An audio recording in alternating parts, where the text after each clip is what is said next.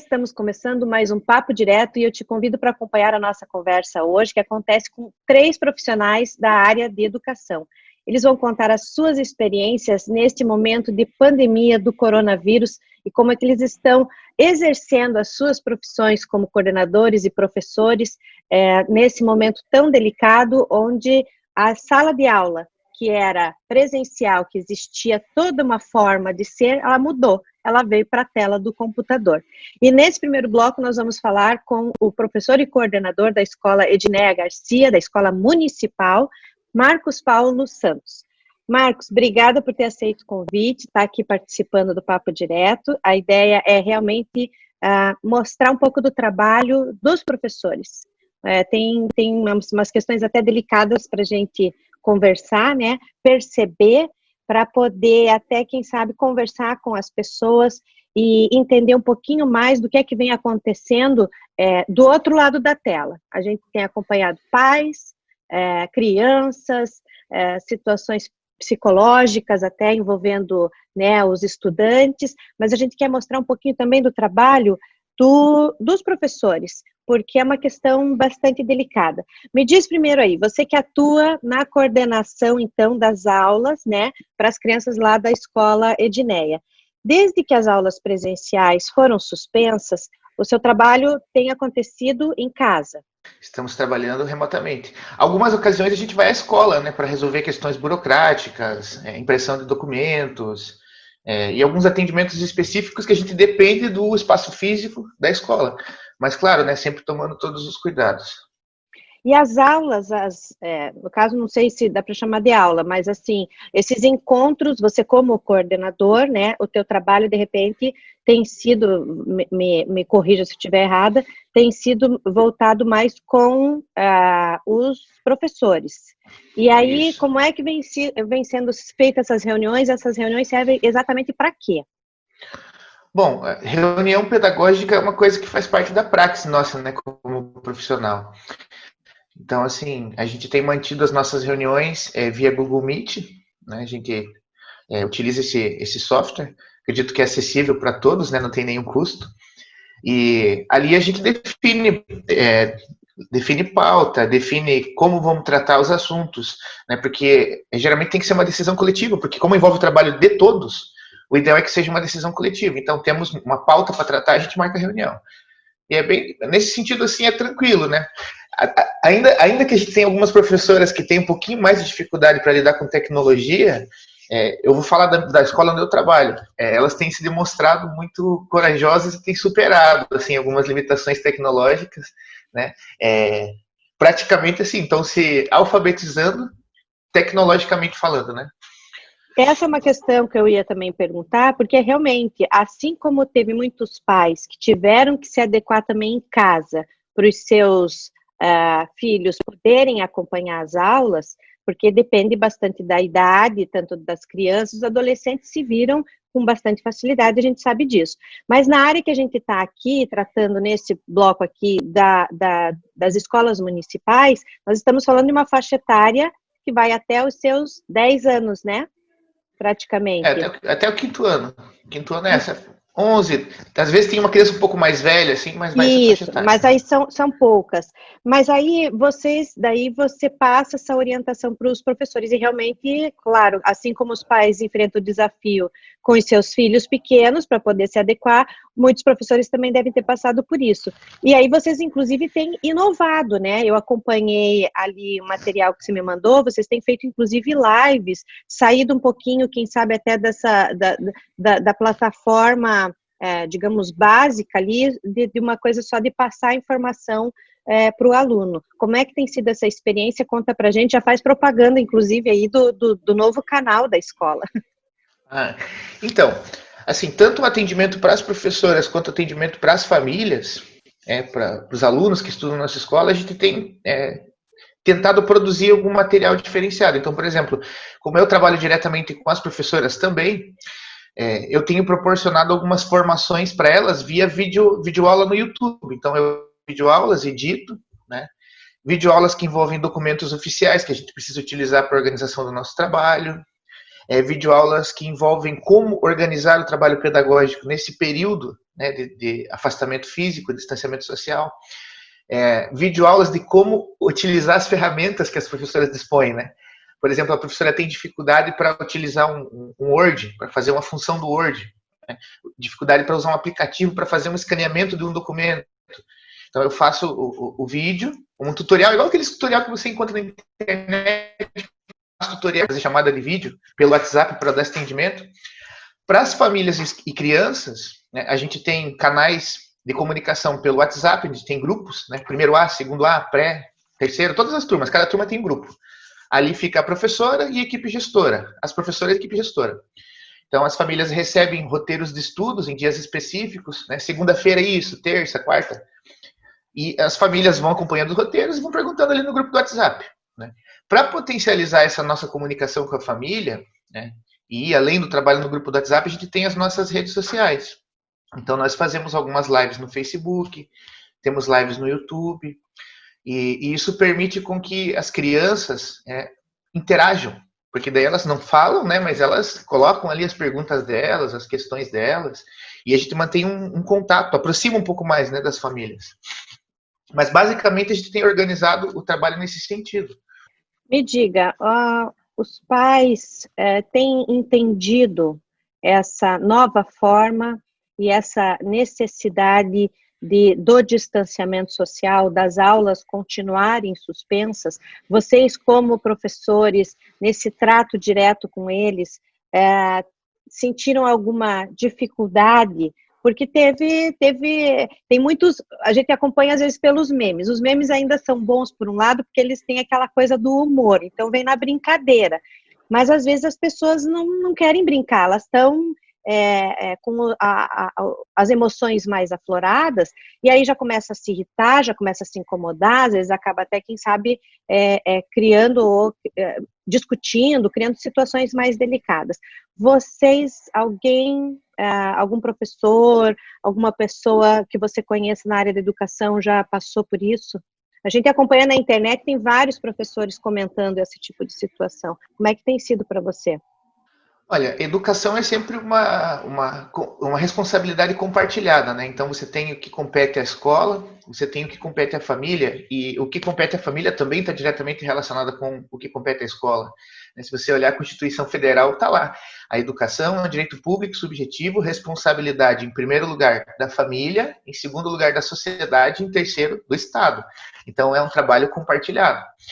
Só que, assim, a gente percebe que muitas famílias, elas atribui um papel excessivo à escola, né? Que extrapola aquilo que a escola pode realizar. E nesse período agora de distanciamento social, a escola está distante, né? Fisicamente. Nossa aproximação é apenas virtual. A gente entende que nem todas as famílias têm acesso a esses canais de comunicação. Não somos utópicos de acreditar que vamos alcançar 100%, mas também tem que ser um pouquinho pragmático nesse sentido, né? Se nós alcançamos 60%, vamos trabalhar em função desses 60%, né? Não dá para ficar esperando as coisas acontecerem. E a gente lida com níveis diferentes de consciências de pais e familiares, né? Então tem aqueles familiares que têm um maior comprometimento para atender as crianças, tem aqueles que têm o menor comprometimento e tem aqueles que têm zero comprometimento. Eu vou colocar assim, a nossa experiência lá, não tivemos nenhum tipo de atrito, tá? Assim, oficialmente falando, né? Mas a gente percebe que um ou outro pai posta alguma coisa, isso que você falou, né? Posta um meme lá na rede social, né? Quero receber o salário da professora porque eu que estou dando aula, quero isso, quero aquilo. A gente não entra nessa discussão, né? Porque daí você já tem uma questão pública que vai dar estresse para todo mundo, né? Mas tensão sempre vai ter, né, Lu? A tensão existe, assim, e acho que ela é até necessária. Num processo político, educacional, a tensão, ela nos educa. É que essa situação não tem como a gente não perguntar, não viver, e não questionar, e não tentar saber como é que vem acontecendo aqui na nossa realidade, né? Porque o Papo Direto, desde que ele foi criado, foi com o objetivo de fazer um registro de um panorama geral da cidade com relação a esse momento da pandemia.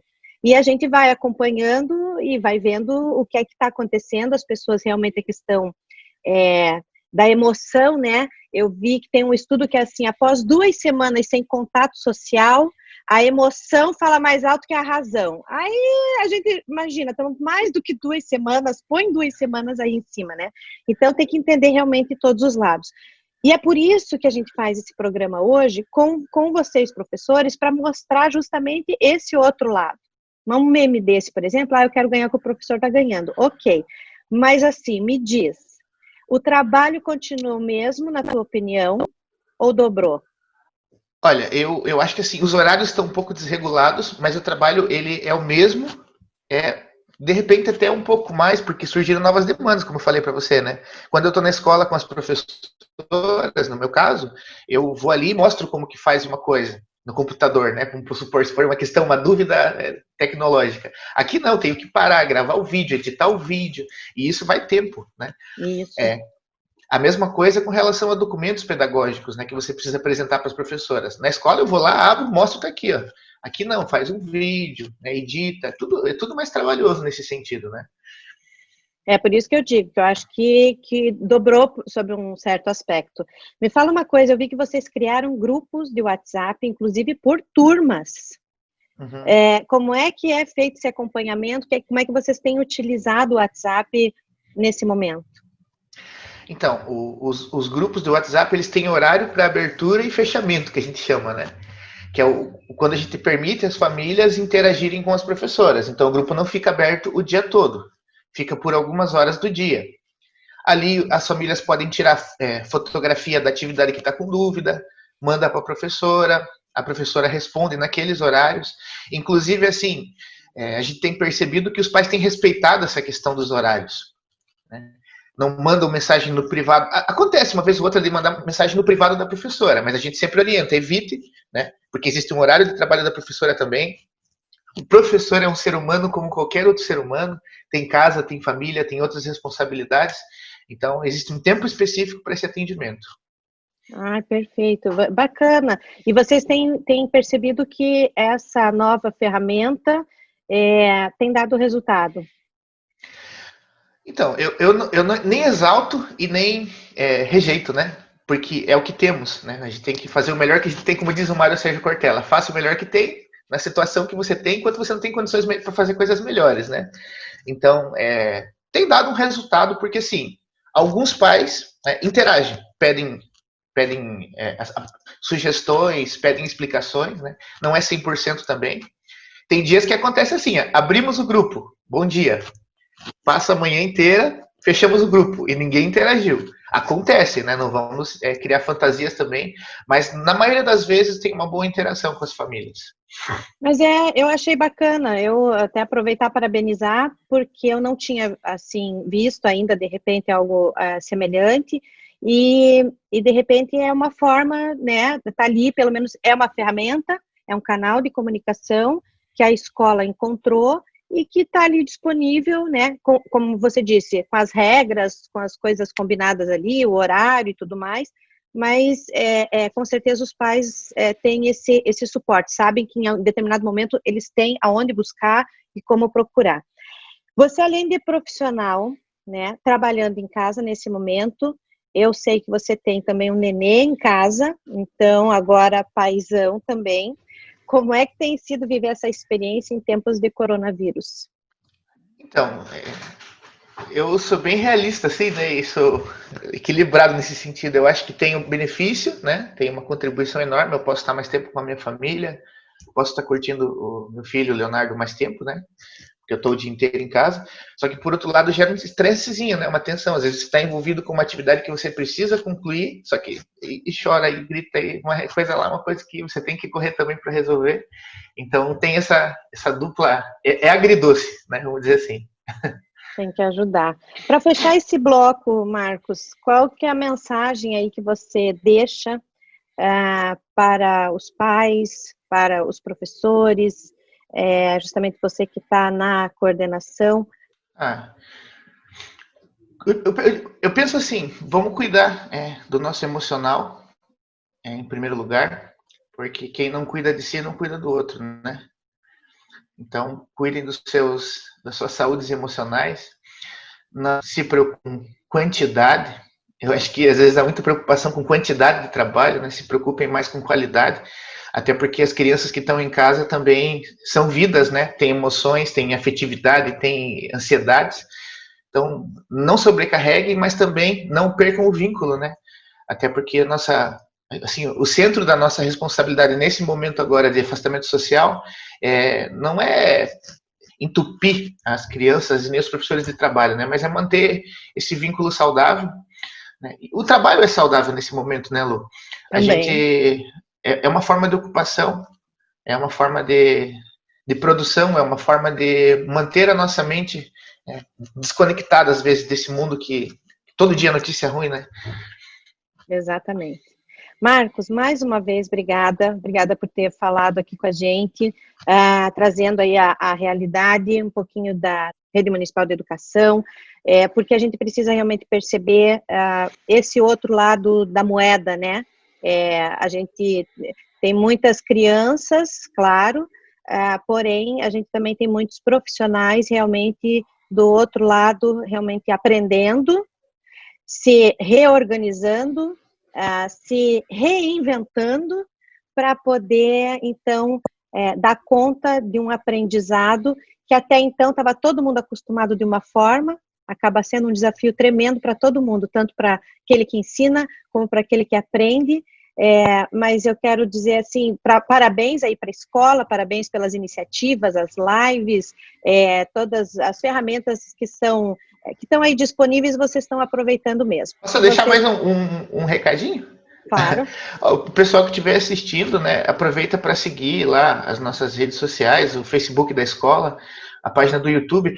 Por um período o Facebook vai ficar fora do ar por questões relacionadas ao período eleitoral agora, né? Mas a gente vai manter a página do YouTube. Então, mesmo que seja uma criança que não estuda na nossa escola, o conteúdo pode, as lives, né, o que está sendo trabalhado pode colaborar, pode contribuir com a estimulação aí das crianças. É só pesquisar Escola Edneia. Isso. O YouTube é Edneia Garcia, Escola Edneia Garcia, né, e o Facebook é a página Escola Edneia Garcia. Beleza, então. Fica a dica para o pessoal. Papo Direto fica aqui. No próximo bloco a gente vai ter um pouquinho mais também, entender um pouquinho mais da experiência de uma professora da rede estadual. A gente volta já.